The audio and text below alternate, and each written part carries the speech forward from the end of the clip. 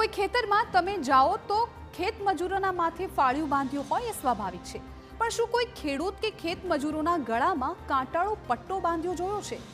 નવાઈ લાગીને પણ આવું બન્યું છે।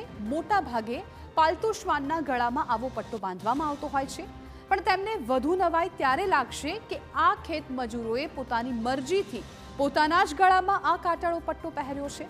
હવે તેનું કારણ શું છે તેના માટે જુઓ આ ખાસ અહેવાલ।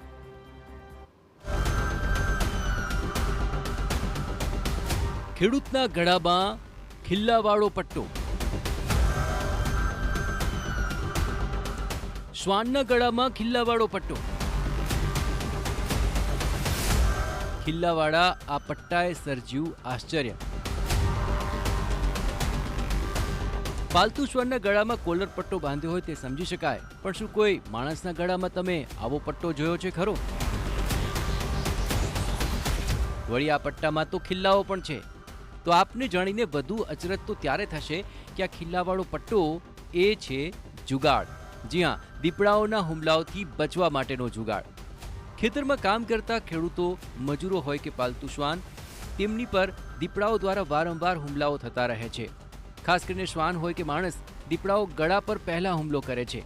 ત્યારે મહારાષ્ટ્રના ગ્રામીણ વિસ્તારના આ ખેડૂતોએ તેમના પાલતુ શ્વાનને દીપડાના હુમલાથી બચાવવા માટે ગળામાં આવો ખિલ્લાવાળો પટ્ટો બાંધ્યો હતો, અને ખિલ્લાવાળા પટ્ટાને કારણે દીપડો શ્વાનને ઈજા નહોતો પહોંચાડી શક્યો।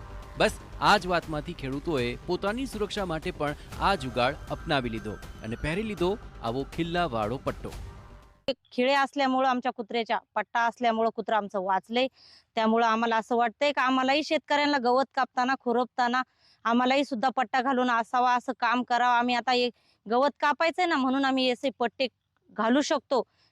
દીપડાના વારંવારના હુમલાઓને કારણે ખેતરમાં કામ કરતા મજૂરો પણ ડરને કારણે કામ કરવા નહોતા આવતા, પણ હવે આ ખિલ્લાવાળા પટ્ટાઓને કારણે ખેડૂતો અને ખેત મજૂરોનો કામ કરવામાં ભય ઓછો લાગે છે।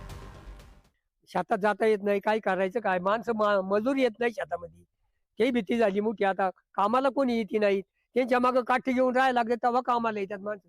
तुम्ही राहता का? ते म्हणतात शिपाई येतो आम्ही उसात, पण तुम्ही या सांगा आमच्या बरोबर तर आम्ही येतो।